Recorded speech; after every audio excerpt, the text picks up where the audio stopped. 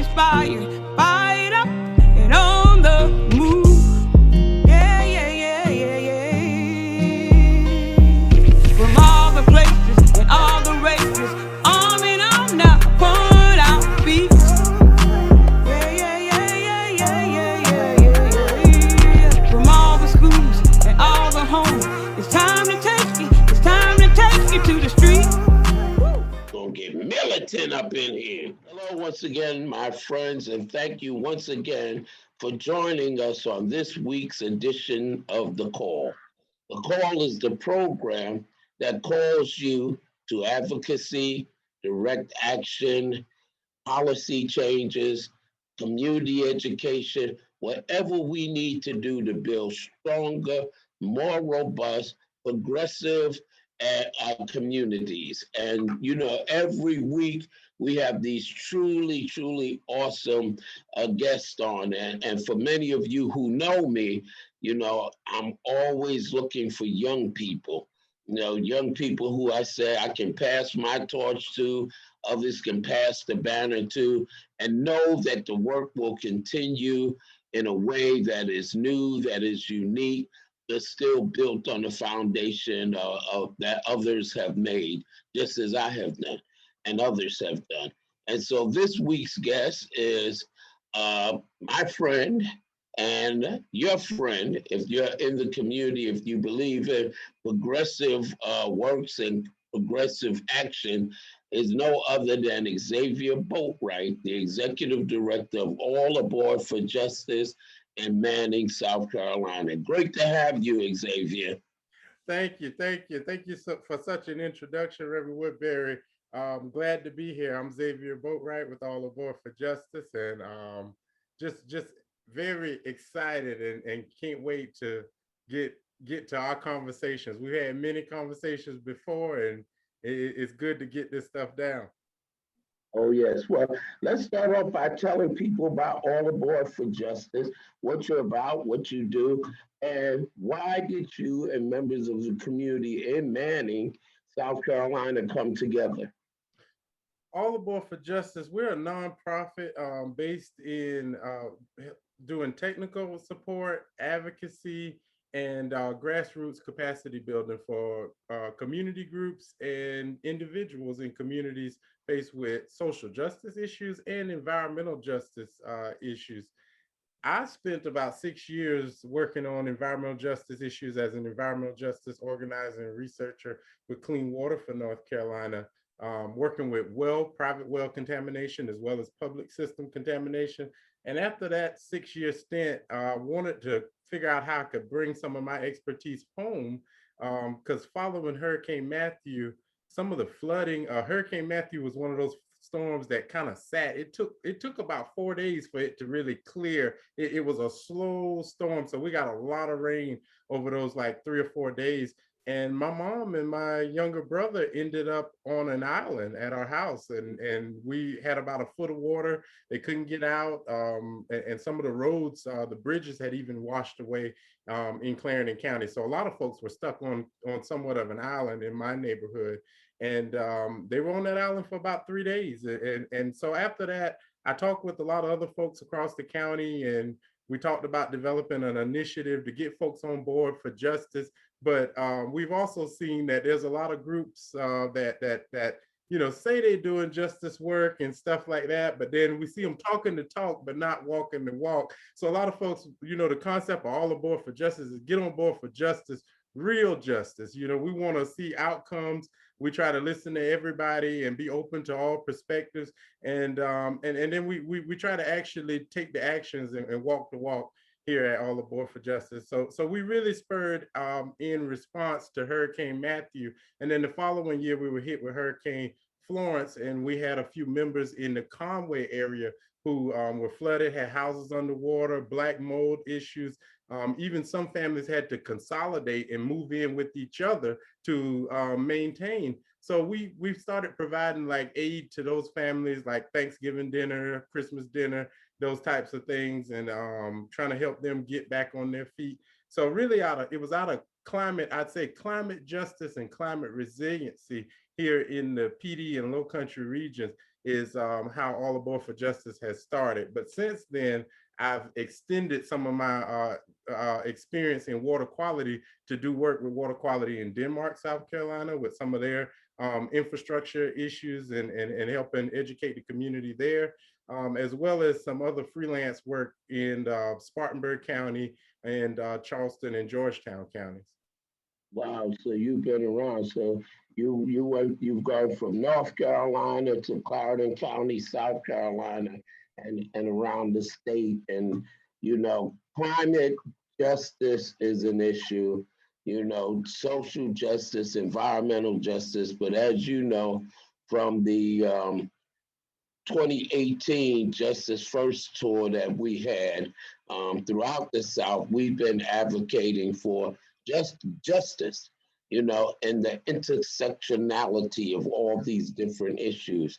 And so the climate impacts from hurricanes and flooding and tornadoes and extreme heat and all of these things are having a devastating impact on our communities. But part of the reason why I believe that the impacts are so devastating is because of the lack of social justice that has been meted out to our communities. And so I'd like for you to talk about that a little bit because, it's the housing injustice and the economic injustice when it comes to jobs and development, et cetera, that leaves us in these communities and in these homes and in these structures where when we get an impact, it's always worse in those communities. Am I correct? Yes, it's always in those communities, and we typically find it in communities that have been historically redlined and underfunded. These communities also tend to be disproportionately Black and communities of color. Although we do see this in low-income white communities, we see these issues replicated. I guess to answer your question and kind of start the dialogue, I would start with the hurricanes and where we're seeing more frequent hurricanes, and then we're also seeing the more frequent 100-year flood events and major storms just coming through, on a small scale. So, that cumulative impact we've seen in communities across Horry County, Georgetown County, Clarendon, Williamsburg counties. We've seen where some folks have infrastructure issues from hurricanes of old, storms of old, where they have cracks in the infrastructure, be it roof or flooring. And that is linked when you go to a lot of these redline communities and historically underfunded communities, you also see high energy burdens. And so you have these damages. And then I guess to kind of rewind even before the hurricanes, some of these folks to begin with, they're already living in, shelter that maybe isn't up to code or up to standard, or even like older housing. A lot of folks, you talk about homes built in the 1920s, 1940s, anywhere in there, you could find lead pipes, like some of the issues we see in Denmark, South Carolina, and Flint, Michigan. And so you have these infrastructure issues, but then you also have a lack of energy efficiency upgrades. So then when you go through that, and then let's fast forward into the modern times when we are just kind of shaking off from a pandemic, that where folks have been forced to spend more time at home than they usually do. And folks are washing clothes and washing things more. We're burning more lights. We're cooking more because we're not going out. There was a time when, the lockdown was that intense. And, in that, there's an increased energy burden than when, we were out moving and doing all this stuff and going out in the afternoons and stuff. So when spending all that time home, there's these folks who also have been out of work in these same redline underfunded communities, folks who've been out of work, and they haven't been able to, rebound. If those major, you talk about those economic development, portion of this, if those major economic factors don't change, then these folks aren't able to rebound from the debt that they've accumulated from, energy burdens that were already a problem before the pandemic, but the pandemic has amplified so many things. And that's one that we see not just with energy, but across the board with energy and climate justice issues, it's kind of frightening. I'll close with it's kind of, I want to talk solutions oriented, towards the end, but just for the dialogue, it's kind of frightening going into this hurricane season. With the past hurricane season, we had more hurricanes make landfall in the Gulf than ever on record. I think they had 9. And so going into that after a pandemic, when folks economically, we still haven't like got right back on. Everybody's not going back to work.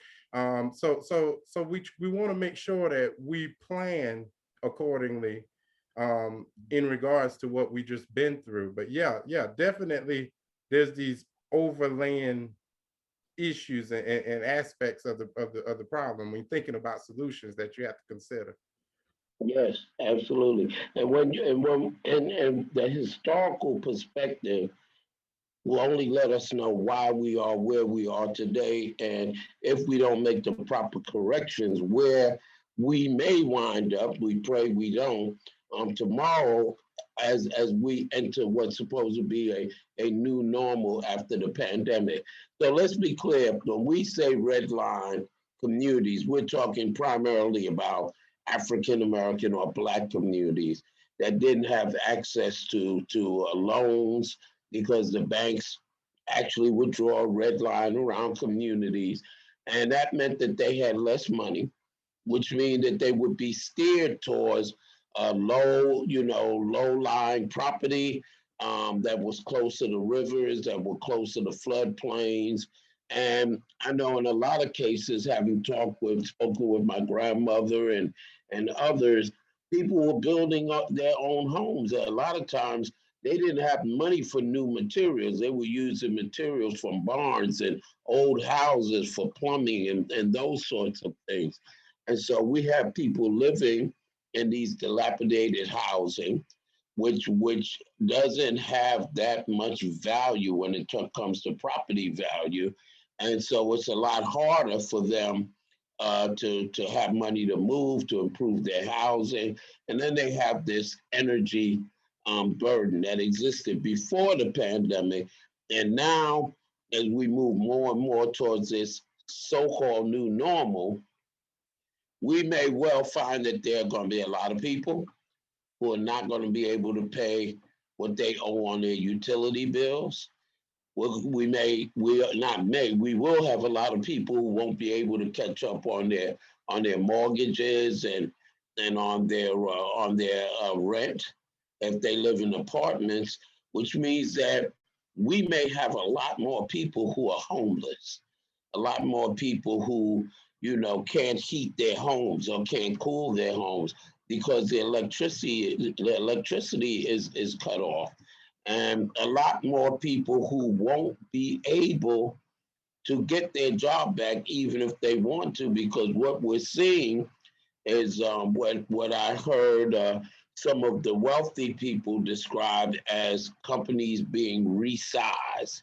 Warren Buffett is one that I heard on Bloomberg News, which resizing means reducing the workforce, having more people stay at home. And so, how do we deal with that when we have people, particularly African Americans, who have been deprived from slavery, the support they needed to build a economic base? And when we were successful, we saw what happened in Tulsa, Oklahoma, what happened in Wilmington, Delaware, and Florida, etc. So, how do we build wealth? How do we deal with the social and economic injustices that are going to make us fall victim to climate impacts that are coming more intense and more frequent, just as we were, greater victims when it came to COVID-19? So I guess I'm leaning towards now, like, what are some of the solutions? Let's talk about problems and solutions. Some things that we might be able to do, and I know that's where you really are, because for folks who know about our hydro panels, I want all of the people who are faithful fans to know, if it were not for Xavier Boatright and the work that he was doing in Denmark when people were on bottled water, if he had not told us about the hydro panels that are how we can make sustainable water, we would not have that project with New Alpha CDC and Kingdom Living Temple and Whitney M. Slater Foundation. So I know you are full of ideas about solutions. What are some of the things we can do? Well, first, I would say thanks for the shout out, and I'm glad I could relay the information that I got from the community there in Denmark. And that's the first thing is listen to the wealth of knowledge from the community. And that may not be a knowledge base that's formally educated you from like a university, but that knowledge carries a lived experience that you just can't replicate. And the folks in Denmark, you know, we with the water in Denmark, they don't have a water treatment plant per se. It comes from community wells that's pumped into infrastructure that some of which has been replaced, but other parts of it is old, like some nearly 100 years old, and you've got these lead pipes and stuff. So these folks, you know, we were thinking, well, you know, we can't get the water from the wells because the water from the wells has, you know, high iron, and iron was the main issue there. And then the infrastructure is old, so we've got an infrastructure problem and a wells problem. So it's like the well isn't working, the infrastructure isn't working for us.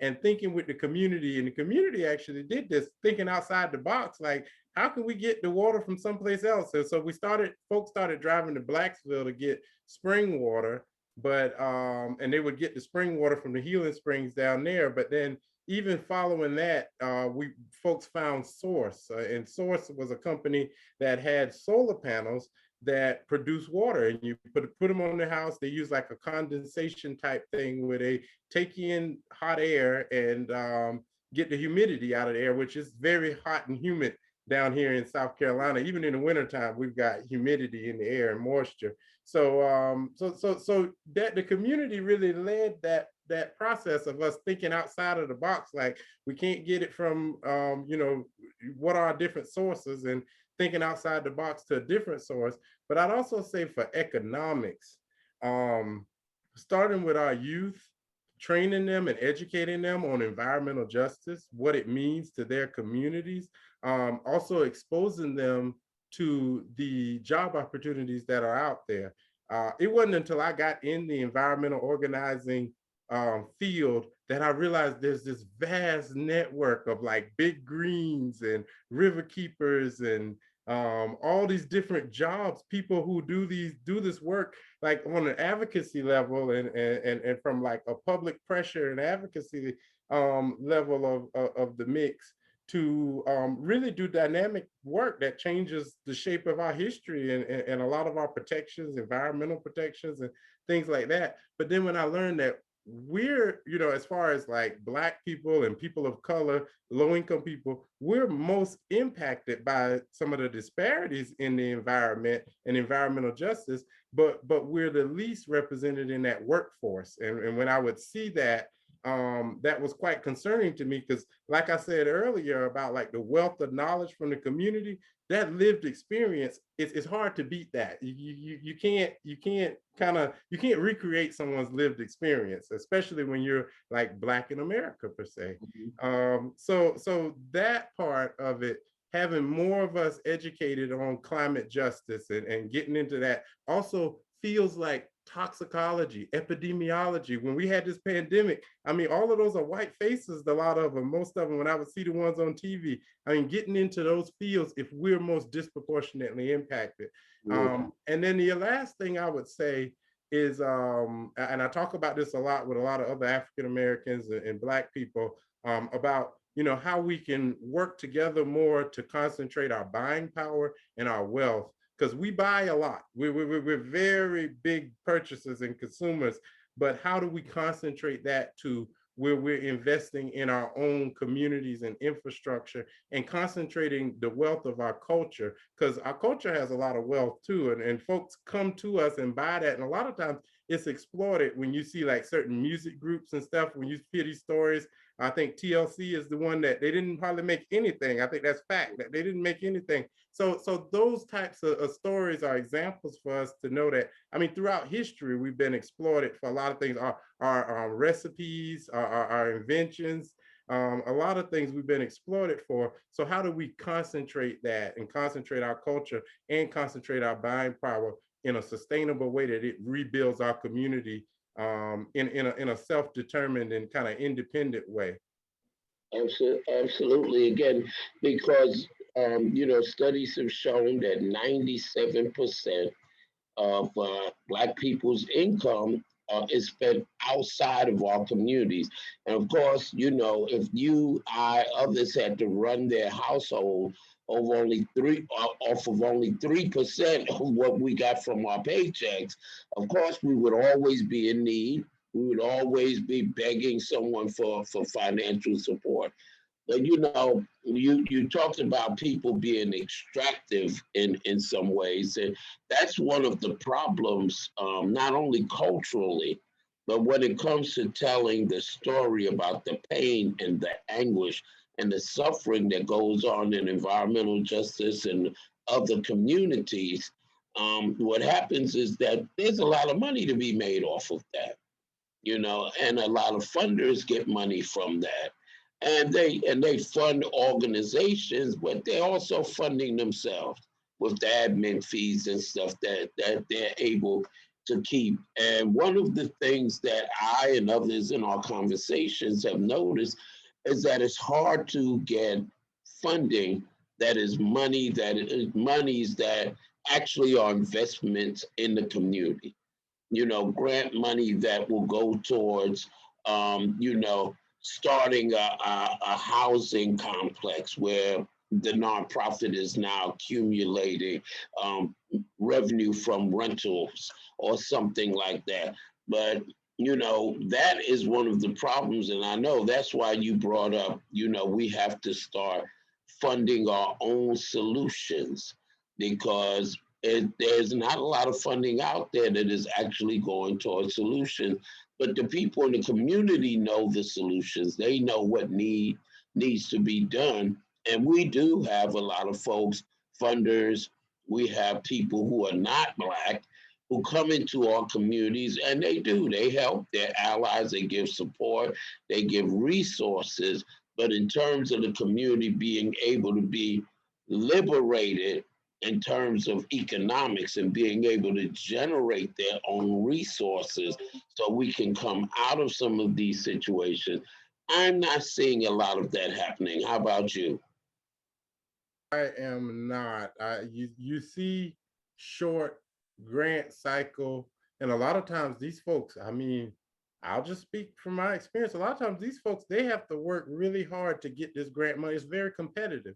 But these folks are folks of most need when you compare the need, to get it, you want to get it to the right communities. And they basically have to try really hard to get this little bit of money for a short cycle versus a long-term investment that would be more meaningful and would actually create long-term solutions and real solutions for these folks. Because after they've done that little bit of work in that short grant cycle, then I mean, these issues in these communities that we're talking about, these are 3 to 5 year campaigns at the least. They're not something that you can do in 6 months. You can't solve these issues. You can't solve the issue of racism in 6 months. If so, somebody would have did it by now. So yeah, those are just the things that getting more of an investment and some kind of consistent investment versus just like a boom or bust type thing where these folks come in and they do a good thing for the community. They bring in a lot of resources, but then once they're gone, they're gone. Or a lot of times you see these organizations have high rates of staff turnover. And then so with that staff turnover, you've got a community that's kind of, they started something, but then they don't have somebody to keep the continuity of it. So yeah, and that's where you need to be teaching these communities to be self-sufficient and self-sustainable, kind of training them to pursue their own funding. I asked folks, this is a good one, because I asked folks here recently, how often do you actually sit down with a group that you admire, you want to work with, and share your sources of funding? and help grow them in that way. Or even if you don't share your sources of funding, show them how you're getting your funding, or like if they may not know how to write a grant or get a certain grant, or what might be attractive to a specific funder. Are you sharing that knowledge and information to help grow your partners? That's one way to grow these communities, is teaching them kind of how to go out and seek their own funding. Because a lot of times these groups, you've got to get the funding through them. Like, you got to go to them and they're going to the funder. But if we can reduce the middleman, and I think if you reduce that middleman and you get these folks directly into the funder, they become self-sufficient and getting their own funding. There's a certain level of, I think, organic trust that you've gained, where you've now gained a stronger partner than if they would have had to come through you the whole time, because you've helped grow that, you've helped personally grow that organization. Mhm.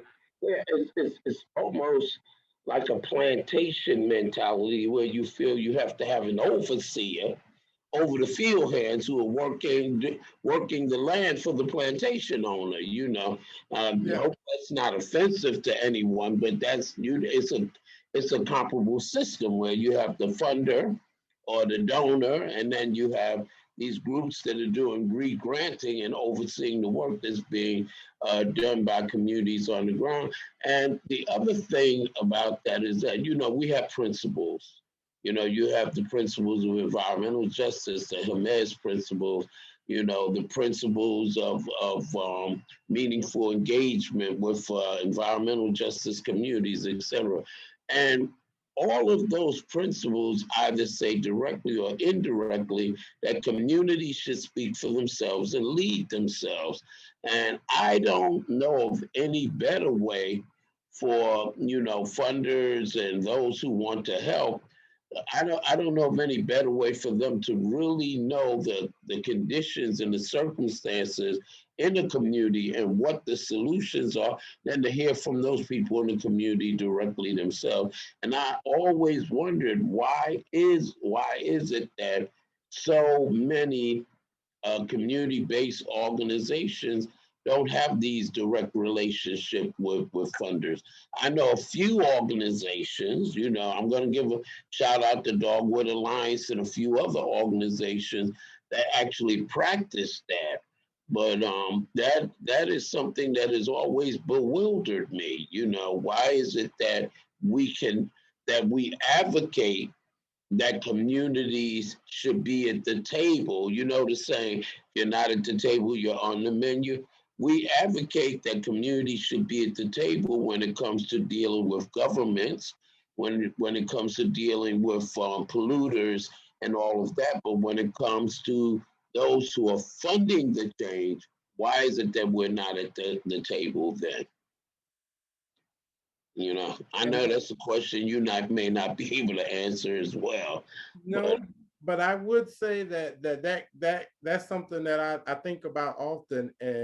And you think, if I could go and tell the story of the water contamination and water quality issues that have happened in Denmark, South Carolina, and get $50,000, then wonder how much the actual community who's living that, if they talk to that same funder, they probably could get more, or even whatever the max amount that is. They probably, it would max, that's the word I'm looking for. It would maximize your funding attempts if they spoke to the people who are closest to that, because they best represent themselves, and they have that knowledge, that lived experience knowledge that I can't replicate. I can talk about, and everything. And that's the thing is, guess what? Everything that I'm gonna talk about is stuff that I've learned or heard from them or read in the newspaper about them. So somebody who's living it, I think they would get so much more traction when it comes to developing a relationship with the funder, and also the funder actually feeling that gratitude and feeling like, okay, I'm funding the real, like the real solutions to the people who are actually doing this work and actually living this stuff. And that, I think that whole dynamic right there with the funder, they get more bang for their buck, because a lot of times these organizations, I would question, who who is their work informed by? Is it informed by the community, or is it informed by what they think the community needs? And that still happens. A lot of times, broadly, I think we're starting to get into a time where we accept that we must ask before we tell. Like go into a community, ask like, hey, is this something that you need, before we just say, hey, this is the plan, this is what we got to do, and collect wisdom and knowledge. But sometimes, you have those folks who already have the plan. So when they're talking to these funders, are these funders actually, these funders should be asking, are they, who is your work informed by? And am I funding something that is the real solution that the people want? Because that, without talking to the people, you wouldn't really know that. And just, point in case is that, you know, only after we had spoken with people in rural communities in Virginia and North Carolina and South Carolina and Georgia and Alabama and Mississippi, and communities that have been flooded over and over again, and being at each one of those places and having people say the flooding is worse because of the logging, or the flooding is worse because the ditches have not been cleaned out in our communities in 15, 20, 25 years. And I've been doing this work a long time, and I never thought that cleaning out ditches were a solution to help, mitigate flooding, until the people in the community told me that. And so you're absolutely right. A lot of the work that we do is built on what we're hearing from people on the grassroots level, and because, like you said, their lived experience, there's nothing like the lived experience to let you know what's a problem and what's a solution. And You know? those funders, see, so those funders who would fund that community, they may be funding some other type of flood mitigation project, like planting trees or planting stuff to absorb the flooding and stuff like that. And when actually, if they were talking directly to the community, or the work was informed by the community, they could probably provide funding to clear the ditches and do that. So yeah, you gotta have that knowledge base. Yeah, so very, very important, especially where we are now, with the Justice 40 initiative, with the Biden administration wanting to put resources in place, with the climate impacts becoming more and more intense, more and more frequent.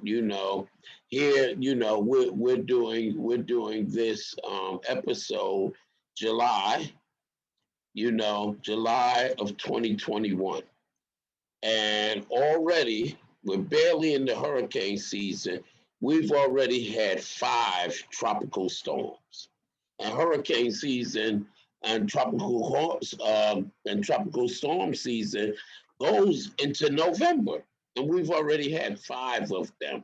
And so, and I also believe, swinging back around to social justice issues, that one of the reasons why we're seeing the explosion of shootings in this country, and particularly in people of color and African American communities, is because of the frustration and the hopelessness that people are feeling.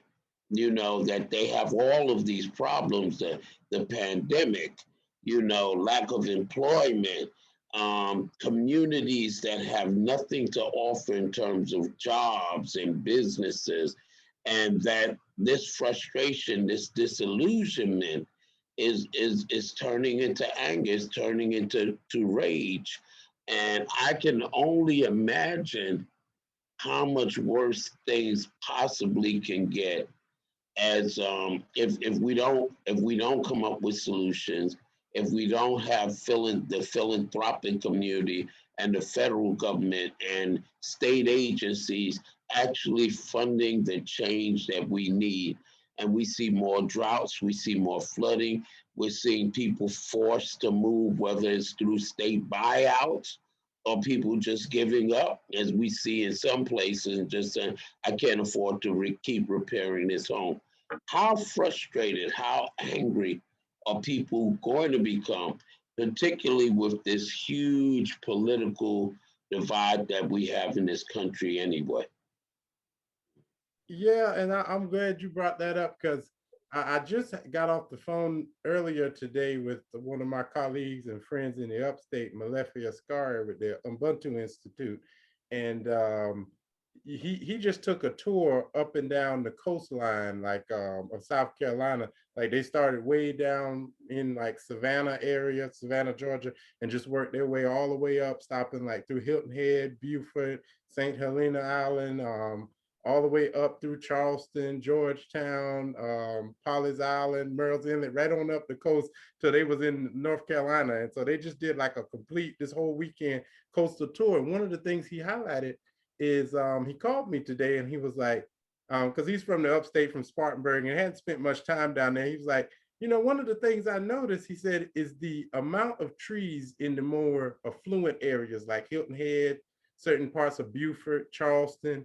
He said the trees, you see so many trees, you can barely see these huge like $1 million mansions behind the trees because there's just so many trees in these communities. And then you drive through the Black communities and you see a lack of foliage and green spaces and access to that. And even in these affluent communities, you see, he noticed that you would see parks near them, like recreational parks and places to walk. And so, you know, he could immediately highlight where like Hilton Head versus Georgetown, he's like, Georgetown, you got the paper plant. He said it was cooking today. You could smell the paper plant. As soon as you got in Georgetown County, you could see the steel mill there, the coal plant across the Winyah Bay. He said all that industry there, not as many trees and stuff, a lot of open spaces. And just to see that difference in like these affluent, mostly all white communities where they have access to like the mental health benefits and nature and going out, out into the trees. Trees are also barriers for wind, fresh air. It's a lot of benefits to trees when it comes to like mental health and de-stressing and being out in nature. And then you go into these Black communities and some of the other counties, and you notice the difference where these folks don't have as much access to these green spaces and the trees have been cut down. And then we also talked about that direct correlation between, there's always been a correlation in this country historically between heat and crime. Chicago has led a lot of studies on the hottest days. They have the most murders typically. And we see a lot of that in our communities, but also in heat mapping, you see where communities like these affluent communities where you have all these trees are cooler than the communities who are overburdened by energy burden. You have less jobs. You've got the whole bag of systemic racism and all these other things, social issues there that these folks are fighting. And then they're hotter than these communities who have more access to shade and tree cover. So you're creating this toxic kind of system that you say when folks want to get out of the system. That's kind of what folks are describing. But yeah, that's kind of one of the layers that we're just getting, like the GIS technology and stuff to actually map this stuff and look and say, hey, those low income communities are indeed hotter than the affluent communities by temperature. Yeah. And, it always struck me that you can go into some communities and, you'll see a sign that says so and so park. And in that park are trees and bushes and walking paths and, maybe even a little pond and all of those things. And when you go into low income and African American communities, you go to the park and it's all asphalt and concrete with a few basketball courts and some benches, and that's called a park. But one of the solutions that we've been talking about that is that cities and counties need to put together community benefits agreements. See, we spend hundreds of millions of dollars on gentrification, revitalizing downtown, And there are people, some of that is very needed. A lot of old downtowns are made up of older buildings, and they aren't very attractive to attract consumers.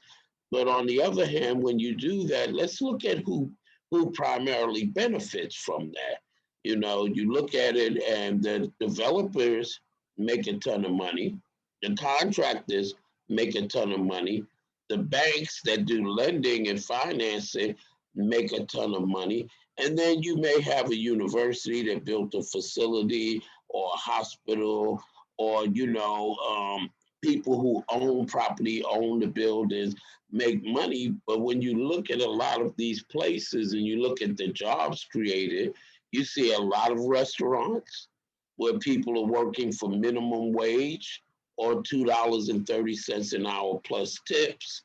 And when you look at how much does the community actually benefit from this, not very much. So, we've been talking about community benefits agreements. So, if you're going to build, let's say, for example, like in Florence, if you have a university that's going to build a medical school, okay, that's great. Great for the students, great for the university, great for the hospitals. You're training people to work in the hospital.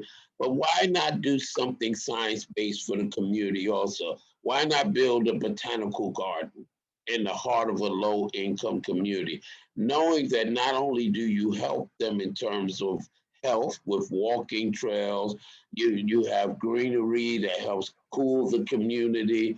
We also know that young people who are exposed to nature become better students. And so one of the things that we've been talking about is that we need that when we have these economic development projects going on in cities, there needs to be a direct correlation in how do the communities benefit, not just by being consumers, but how can we uplift our communities? How can they benefit in that way? And so, there are other ways that we can look at too. And how can communities benefit in the things that we're starting to see happen in your opinion? For example, we have right now, South Carolina State is putting together an electric vehicle plan for the state. How can things like that benefit our community from your experience? Well, it's a and well, those electric vehicle, the plans for that, the charging stations, even any manufacturing of that infrastructure. If there are jobs to be created, sending those to those communities who would be considered in energy deserts where you wouldn't typically see charging stations and stuff, so that they could not only learn about the technology, and I think this goes back to a question earlier about the economic development, learning where the market and the economy is going. Like if it's going to robotics and tech, then training our workforce in that, so that they are still competitive for those jobs as the market changes to EV, and how to do it. It's my understanding it takes a special kind of mechanic to work on EV. That type of stuff. How do we get our people trained for the future? And then as far as the gentrification, getting back to that piece, I've got a good example. I spent some time up in Asheville. I had an opportunity to observe gentrification as Asheville continues to change the downtown region. And near where I live, there's a place called Miami Circle. Miami Circle was historically a Spanish speaking community. And so they wanted to put high rise apartments there and completely bought this community out. And of course, the folks in the community thought that the buyout price was not enough. It wasn't sufficient for them having to move. And let me just explain what Miami Circle was. So it was a high densely populated Latino Hispanic community, Latinx community, of various Latin cultures and Spanish cultures. And these folks within Miami Circle, you had walking distance to the high school, the elementary school, the primary school, the early childhood school, but then you also had like walking distance to the bus lines, all of that stuff, the transportation. So it was a place where the kids could walk to school. They had like a family network where folks could watch the kids while some of the parents worked. So once you displace Miami Circle, then cascading after that, these folks have to move further outside the county.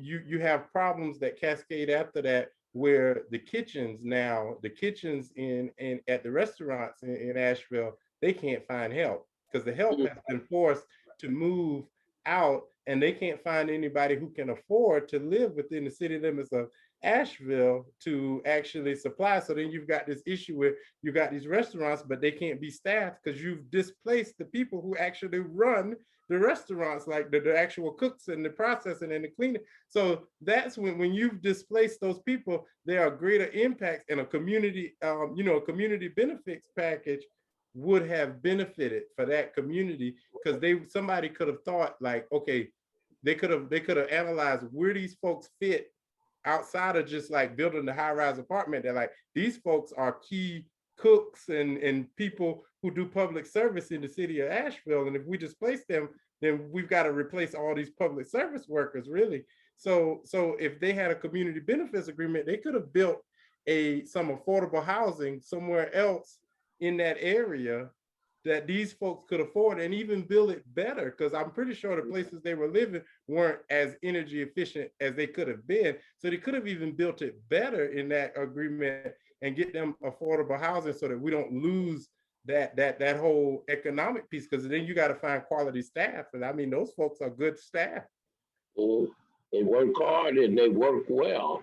Yeah. Um, yeah, we have a thing in New Alpha Community Development Corporation, and we always talk about community economic development. We differentiate between economic development and community economic development. We talk about, we have a thing we call environomics, where the environment and the economy meet.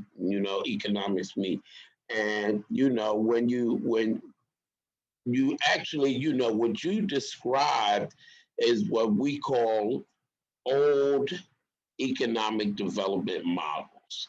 And they happen in two ways. First of all, this whole idea of if you build it, they will come. And so you see a lot of communities, you see a lot of downtown areas where they have spent hundreds of millions of dollars, but they really don't have the traffic.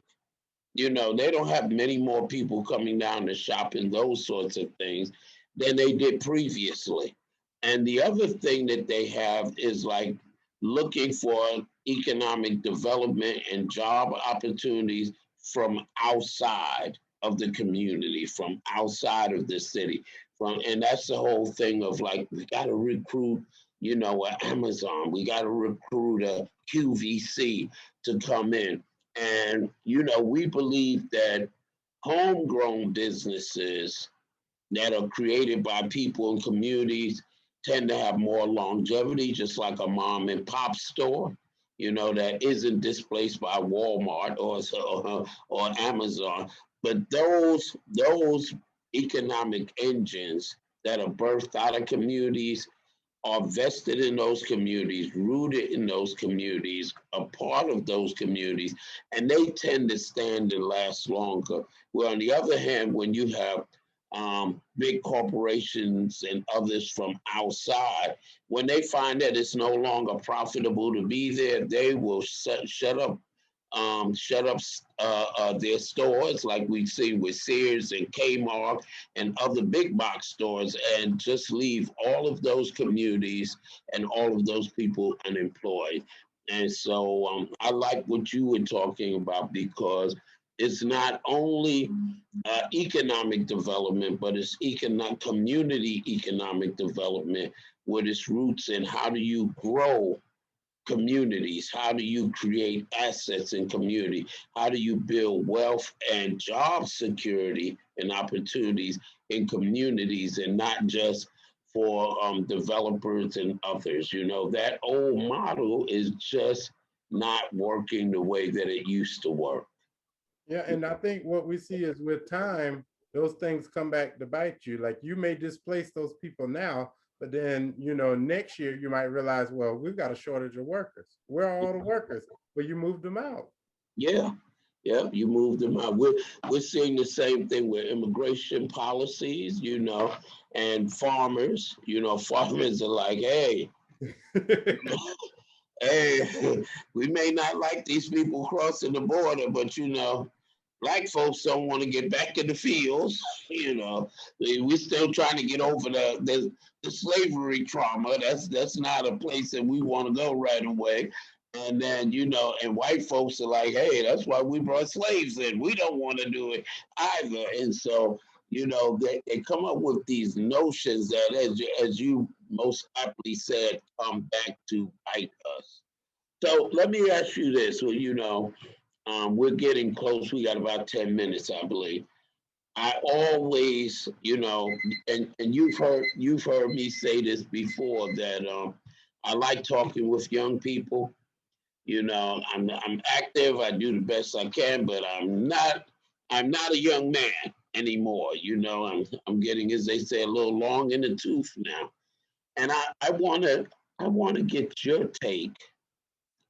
You know, both positive, negative, and I know you're a person who's filled with hope, because otherwise you wouldn't be doing what you're doing. you know.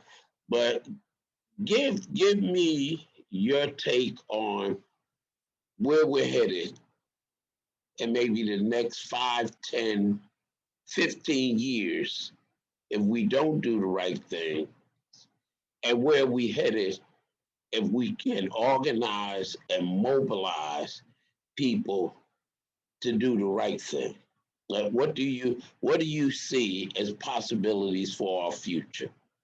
Well, if we keep heading in the opposite direction, like the downward spiral, I would say, we can see our lifespans decreasing, continuing to decrease as people of color and low income people. We can see an increase in wealth for the wealthy, dramatic increases in the wealth for the wealthy, because they're tied to the disparity in some way, form, or fashion. They profit off of it, and then we would see where we would see the continuation of the phasing out of cultures. I would say one of the cultures to phase out, Black culture, and evidence of things like slavery and the civil rights movement. You'd see the phasing out of some of those stories and those parts of history. Also, our Native Americans, our Brown Americans, Latin, Hispanic, Spanish speaking folks who've come over here and made great monumental contributions to the history of this country, including Pacific Islanders, our Asians. You would see the phasing out of a lot of the diversity of this country, yielding to the majority. And throughout history, in many systems, we've seen where a majority, like i.e. Hitler's Germany, you see where a majority has prosecuted or created laws that over this create over disparity to a minority group or a certain group that they survive. We also see that in Africa, with certain genocides and cultures. So where there's a majority that oppresses a minority. So we've seen that replicated. But yeah, if we don't, I think that's what we see. We see the continuation. We see stronger storms. We see climatic events that we just cannot prepare for or protect ourselves from. We see climatic events on the historic scale, like we see in Canada right now. It was 116 in Canada. I never thought I'd be able to say that. 116 degrees in Canada. We can say that now. So Place I could escape to.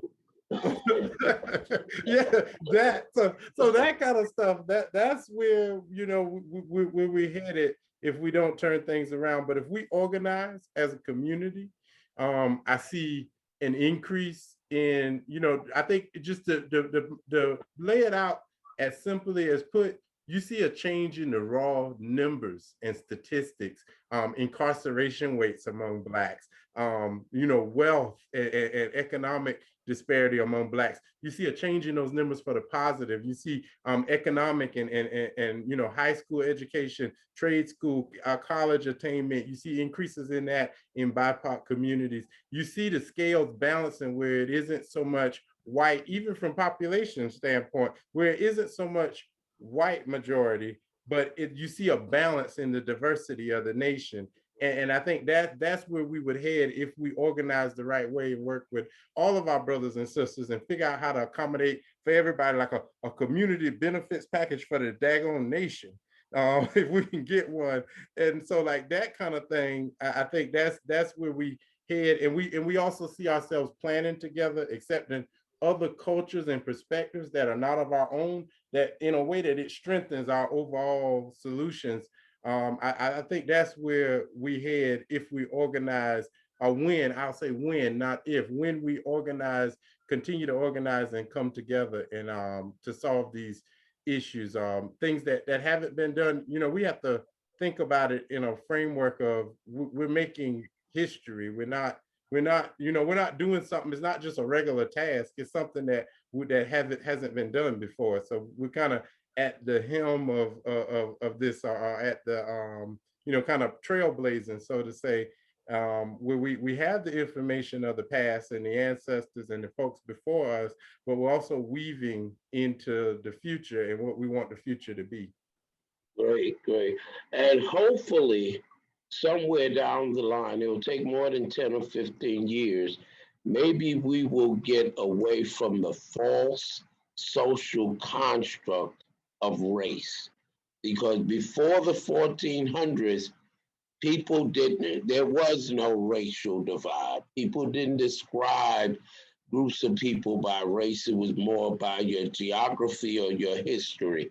And so maybe if we can move beyond that, we can close some of these gaps, stop some of these disparities and injustice. So our guest this week has been, I might start calling you the amazing Xavier Boatright, the X-Man, X Factor.